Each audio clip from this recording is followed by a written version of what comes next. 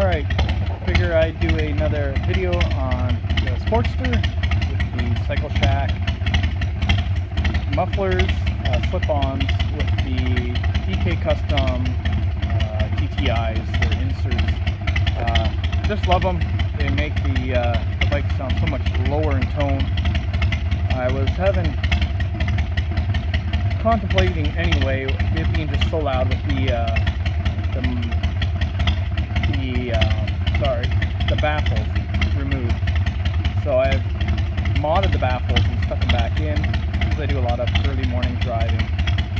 So I was figuring that would just tone it down just a little bit. And yeah, I'm just still so surprised getting on it every time how much lower the tone is. Just more of a deeper growl to it. So yeah, loving the way it is, and so I thought I'd just do another quick little video on how it sounds. It's not overly loud,